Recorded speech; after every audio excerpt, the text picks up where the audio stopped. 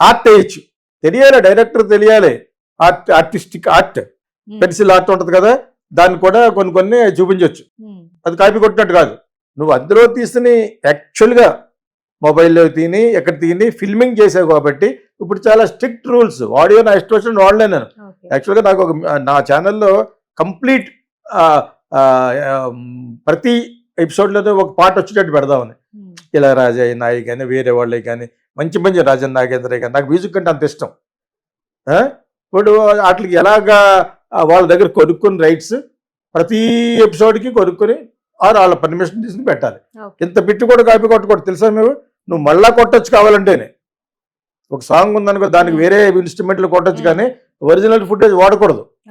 ఆ విధంగా ఇతను 10 కోట్లు అడ్డుకోవడం అనేది పెద్ద బూత్. అది నీ సినిమాకే 10 కోట్లు ఏమి ఉండదు. అప్పుడు ఆ అమ్మాయికి ఒక 60-70 లక్షలు, వాడికి అందరికి కలిసి ఆర్టిస్టులు అందరికీ 2-3 కోట్లు అలాగా. ఏదేమైనా కూడా అలాగ అడగడం తప్పని మనం చెప్పొచ్చు.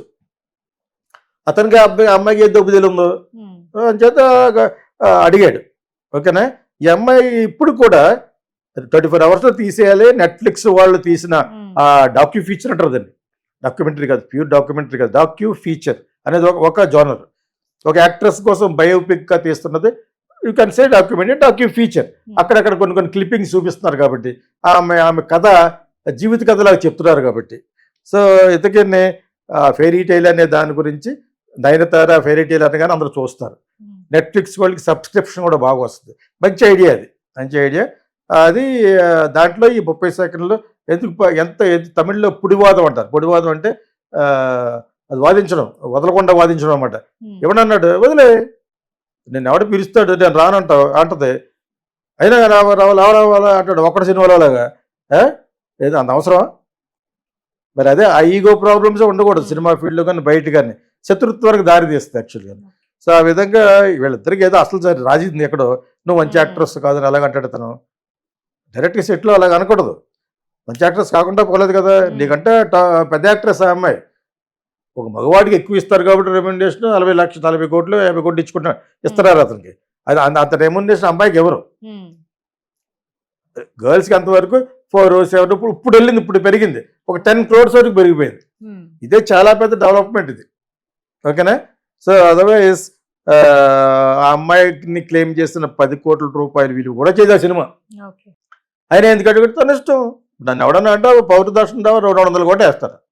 నన్ను అంటాకి నువ్వు ఎవడవని, ఆ వ్యక్తిగత జీవితంలో అంటాకి నువ్వు ఎవడవని. అలాగే ఇప్పుడు సోషల్ మీడియా ఇప్పుడు ఎందుకు స్ట్రిక్ట్ అయిపోయింది, ప్రతి ఒక్కడు ఇంకోటి పర్సనల్గా చూపిస్తారు. కాకపోతే మనం ముందు ఒక డిస్క్లైమర్ వేస్తున్నాం, మాకు అందిన వార్తల ప్రకారంగా మేము కూడా ఏదో వాగుతూ ఉంటాం అని చెప్పి వేస్తున్నాం యాక్చువల్గా. ప్లస్ ఏమో నేను ప్రతిసారి చెప్తున్నాను, తంప్లైన్స్కి నాకు సంబంధం లేదని మొన్న పెట్టారు, పిచ్చ రెస్పాన్స్ దానికి.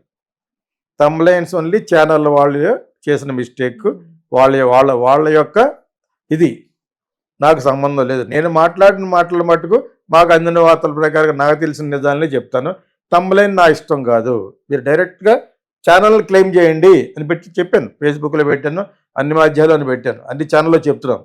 ఒక అర్థమైంది. ఇప్పుడు లేకపోతే రేపొద్దు ఎటు వచ్చేసి ఆ తంప్లైన్ నేను చెప్పాను అనుకుంటాను, చెప్పి కౌన్కెస్ గారు ఎవడో ఉంటాడు, సంబంధం లేకుండా పెడతా ఉంటాడు. సో వాళ్ళ కోసం నేను చెప్తున్నాను అనమాట. సో ఇప్పుడు కాపీ రైట్స్ థింగ్ చాలా హై లెవెల్లో జరుగుతుంది. ఇళయరాజా మ్యూజిక్ కార్డు అందుకనే రెహమాన్ ముందు రాయించుకుంటాడు. రెహమాన్ ఫస్ట్ నుంచి ఎందుకు రాయించుకునేవాడు అంటే సోనీ టీవీ వాళ్ళు అతను బుక్ చేశారు ఫస్ట్లో రోజా సినిమా తర్వాత. వాళ్ళు చెప్పారు, సోనీ అంటే ప్రపంచంలో చాలా పెద్ద టీవీ, అది పెద్ద సంస్థ. వాళ్ళు చెప్పడం వలన రెహమాన్ తెలియడం వలన ఫస్ట్ నుంచి జాగ్రత్త పడ్డాడు. ఆ జాగ్రత్త ఆ ఎడ్యుకేషన్ ఇళయరాజాకి తెలియదు.